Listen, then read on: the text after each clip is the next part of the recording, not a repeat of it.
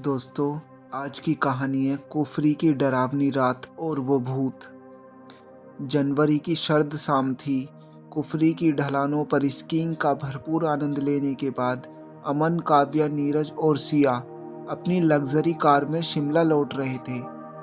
घड़ी में शाम के 6 बज रहे थे, लेकिन पहाड़ों में अंधेरा गहरी रात जैसा महसूस हो रहा था। घुमावदार पहाड़ी सड़कें, दोनों ओर ऊंचे देवदार के पेड़ और चारों तरफ फैली हुई धुंध कार की हेडलाइट्स जैसे अंधेरे से लड़ रही थी। हंसी मजाक और म्यूजिक के बीच आधा रास्ता कब निकल गया किसी को पता ही नहीं चला। अचानक कार झटके लेने लगी। यार, गाड़ी ठीक से चला रही हो ना? नीरज ने कहा। मैं तो ठीक चला रहा हूँ, पता नहीं क्या हो गया है, अमन ने गाड़ी संभालते हुए जवाब दिया।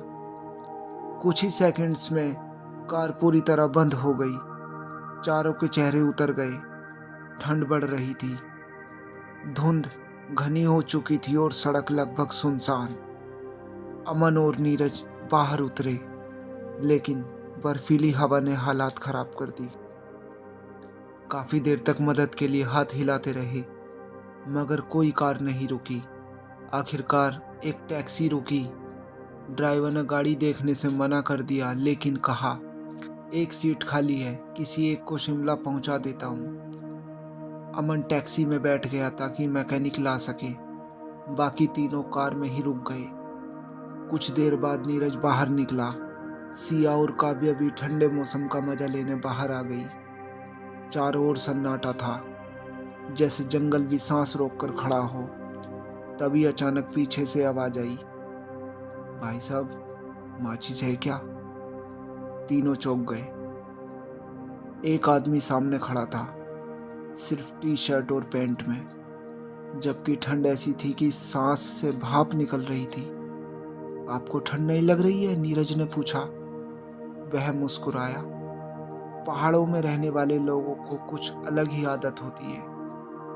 फिर उसने धीमी आवाज में कहा, क्या आप भूतों में विश्वास करते हैं? दोस्तों, माहौल एकदम बदल गया।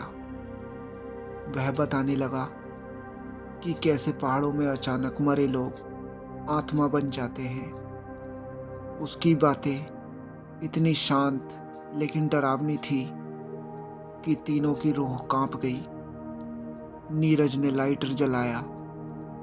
लाइटर की रोशनी में सिर्फ जलती सिगरेट दिखी। आदमी गायब था। रोशनी बंद होते ही वह सामने खड़ा था। तीनों के मुंह से एक साथ निकला, ये इंसान नहीं है। अगले ही पल तीनों बेहोश होकर गिर पड़े। कुछ दूरी पर जब वह अजनबी खड़ा सिगरेट पी रहा था, तभी एक आर्मी ट्रक गुजरा। उसने ट्रक रुकवाया। सैनिक सब समझ गए। बिना सवाल किए तीनों को ट्रक में डाला और शिमला अस्पताल पहुंचा दिया। कुछ देर बाद अमन मैकेनिक के साथ लौटा।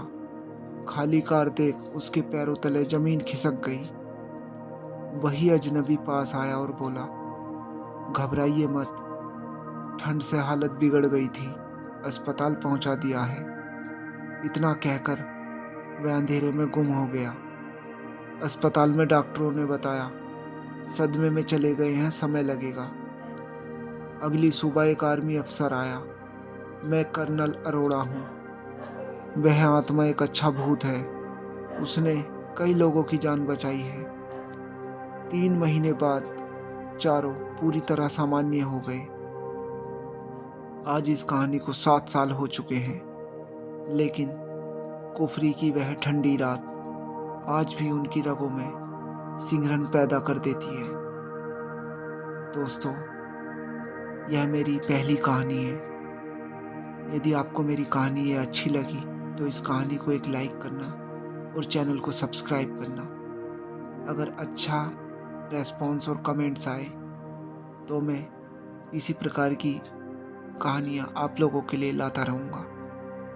यह कहानी देखने और सुनने के लिए आपका बहुत बहुत धन्यवाद।